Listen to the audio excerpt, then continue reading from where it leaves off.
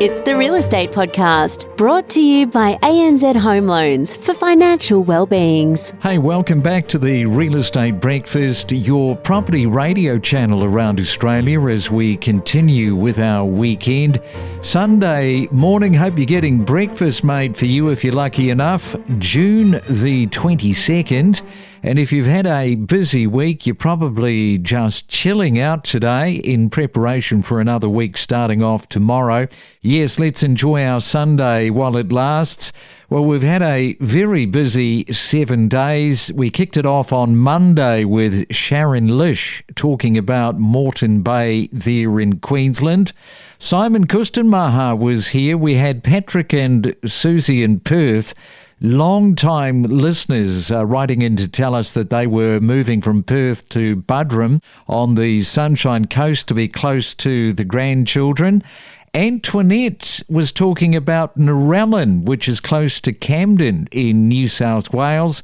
And we rounded it off with Wendy Chamberlain, a buyer's agent there in Melbourne.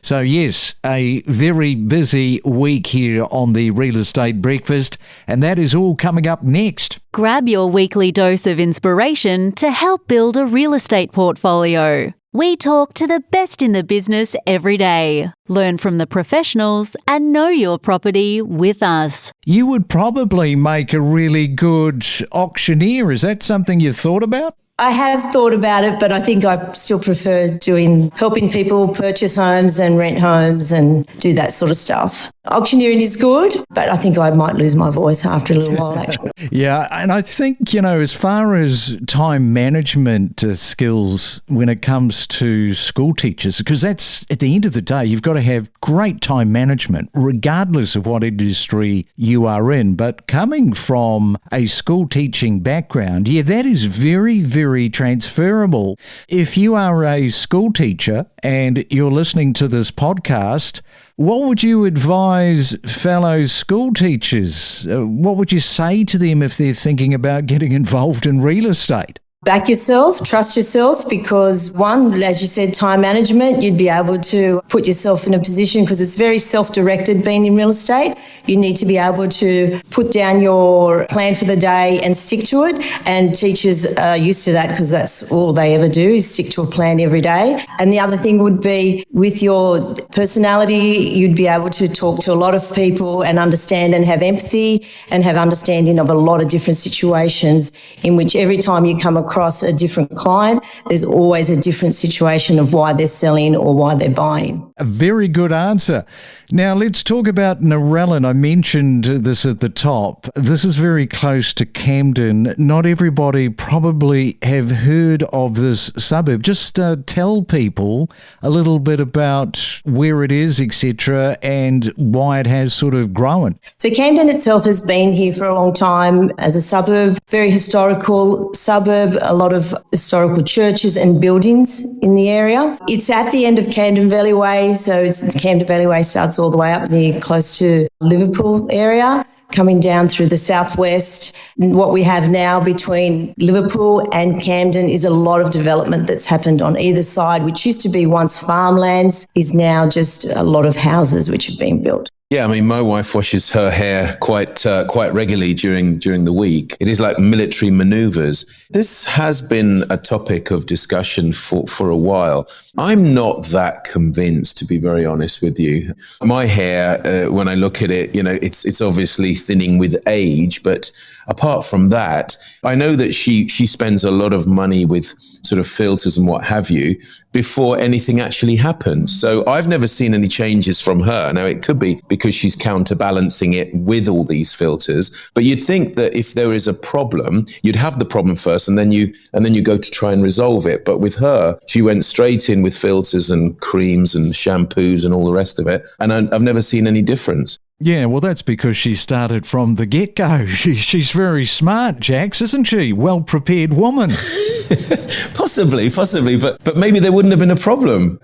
Who knows? Well, you don't. Talking of problems, there was a massive problem, a blaze, which erupted in Dubai's marina's 67-storey Marina Pinnacle Tower. This happened on Friday, sending around just under 4,000 residents fleeing from 706 64 apartments. If you are listening and wondering, well, what does the Dubai Civil Defence actually look like when it comes to their equipment? Well, I can tell you, they've got newer aerial fire trucks in Dubai that can pump water up to 32 floors. That's approximately 100 metres altitude. Sharjah's civil defence is pioneering drone-based firefighting, scaling to 150 metres. That is 40 floors in just 18 seconds, spraying water or foam with thermal imaging support. I mean, that's really high tech, isn't it? Yeah, definitely. I mean, I'd actually read about the drones before. They're just a little bit more than just a nice light show in the sky. I mean, these things are very, very useful, and it's good to see that actually they can get them that high with water to extinguish. But going back to this particular fire, yeah, I mean, it started late on Friday, and the civil defence worked really, really well. The beauty here is that despite the tragedy of all this, nobody was hurt, thank goodness. And not only was that tower evacuated, but for safety, they actually evacuated a couple of other towers either side. So everything was brought under control, although it was the early hours of Saturday morning, they were still smouldering. It was a pretty big fire, actually, and we still don't know what happened or why it happened. But as I say, thankfully, everybody got out and there were no injuries. Fitch is an American credit rating agency, and the report said that up to 210,000 homes would be delivered in 2025-26, and prices could fall, Lillian, approximately by 15%. Good morning. Good morning, Craig. What a headline. I wanted to touch back on this because I have had a few clients, particularly from overseas, asking about how accurate the predictions are. Firstly, I'd like to make it very clear that, this headline saying that the Dubai market is going to crash by 15% is actually quite misleading. Let's talk first about supply and delivery. Yes, there are a lot of homes that are due to be handed over this year and next, but in Dubai, only about 56% of projects ever reach handover on time. So what this realistically means is that the number quoted of 210,000 homes handing over will actually be closer to about 120,000. The other thing is that post the Trump tariffs, we're seeing delays and difficulties getting materials like steel and concrete. So this construction cost inflation will also further push handovers past their actual date that they're supposed to come over. What would be a really interesting number to know is how many Australian grandparents are re-establishing themselves into different cities around Australia because they want to spend more time with their grandchildren. That'd be absolutely wonderful to know. One of the problems with demographic data, meaning why or where is somebody moving, we have this, at least based on census data, every 5 years. We know how people relocate and from where they relocate and so forth, but we do not know the reasons for relocation. Is this just a lifestyle preference because people just enjoy going to the Sunshine Coast because they like the weather? Is it because the grandchildren are there? The data doesn't tell this to us, but we know anecdotally, and we just heard yet another anecdote, we consider tag-along grandparents become more and more common. So the idea is that you combine downsizing with the relocation closer to your grandchildren. It's an absolutely understandable and rather smart move, by the way, because we have so much knowledge and information about your mental health. So when you are aging, when you're retiring and you get stuck in the large family home, especially if you are a widower, we know that you start to become lonely, and that has a negative impact on your mental health.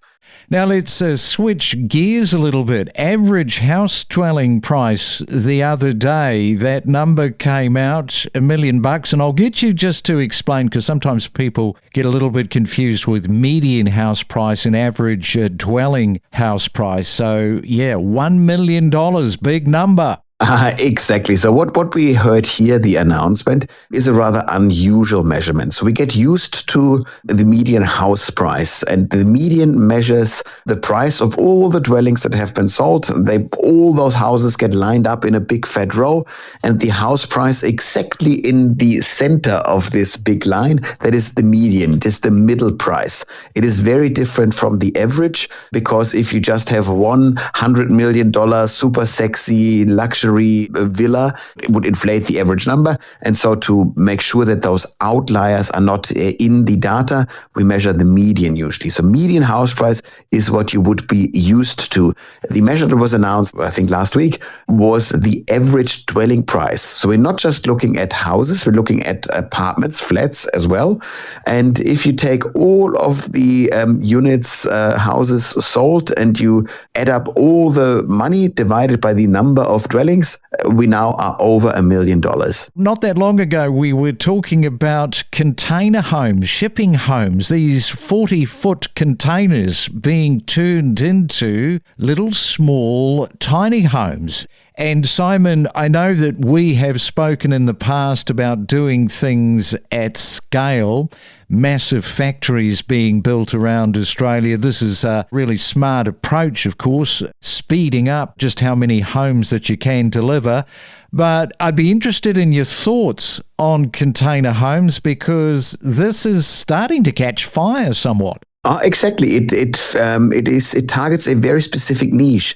It's the idea, I have a bit of room on my property. I want to plonk in another spare bedroom with a little kitchenette and a bathroom. Traditional granny flat approach. Maybe you want to do this to keep the teenagers, outside of the main house so that they can be a bit more rowdy and louder. It is a wonderful, quick way of establishing housing. You pour a bit of concrete, you plonk this thing on top. This is a super quick way of adding bedrooms, of adding dwellings to the housing stock. I'm in massive support.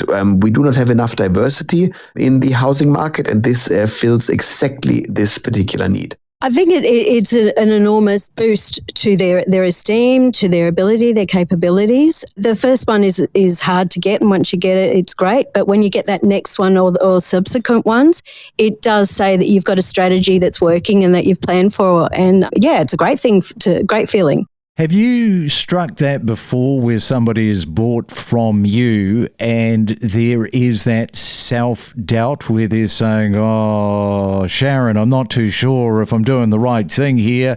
I might end up, losing the property down the track. I think the first one scares people. Mortgages are massive things to get your head around, and just acquiring that first property, it's uncharted territory, new territory. And once you've had it for a while and you get that next one, it sort of slips into place, and it feels like, it backs you up. It gives you that self-esteem. Yeah, it's true, because you buy that second one and suddenly it can feel in many ways for investors that are just starting out off to the races. Suddenly the third one just around the corner. Yeah, it compounds. I think like interest in the third home or second home, third home is like you're compounding interest on an investment. So it's leverage, and it just, that leverage feels good across the board, internally, financially. Gives you a strategy that says, hey, maybe I'm doing the right thing. I know what I'm doing now. Leverage, if you break it all down, is a superpower. At the end of the day, without leverage, you don't have much. Absolutely. But, the leverage that you get from having your first home that you can then borrow against, but also that leverage in the learning that you're getting and the skills you're developing as a property investor. You get wiser and smarter, and it's a strategy that you continue to do. Growth is radiating outward from the city, and Mango Hill in Moreton Bay South. Look at that price, that median price at the moment, $978,000. So it's just a matter of time before that hits the $1 million mark. How likely 5 years ago were you thinking that might happen? Yeah, no, it wouldn't have. A lot of things contributed in the last few years to the growth in the area overall. Mango Hill has broadened and grown as a suburb itself. It's neighbouring on North Lakes and Redcliffe and Deception Bay. It's a little pocket corridor that's infilled with new developments, a lot of unit development in the area, and it's so close to all the amenities. So the growth in there is still going to go. It's still skyrocketing. And is that something that sort of makes it interesting, like, moving with the times and keeping up with the tech and still remaining relevant? I think that it's one of the most important things is to stay up to date with everything. But also, as I said, all markets are different and you really need to live and breathe a market to understand exactly what is going on, to be able to buy well and make sure you're not making any mistakes. But making mistakes in real estate can be expensive. I was working in radio 30 years ago, and if somebody had told me 30 years on, I would be talking about real estate on a podcast, first question would have been, what's a podcast? And are you serious, talking about real estate all day, every day? But here we are. That's interesting because the different names of terminology of things, because we used to have teleseminars. We used to jump onto teleseminars and podcasts were just, you'd go, well, what is a podcast? I don't even know what that is. Things are constantly and continue to evolve. And just with your real estate and understanding what a market is doing, you need to evolve with the time. Yeah, well, we definitely are evolving, no doubt about that, with nearly 1,300 episodes. Now, let's look at the old listings that are piling up across Australia. Melbourne's market dynamics reveal some unique pressure points from SQM research. It does show a 6.2% monthly rise in listings.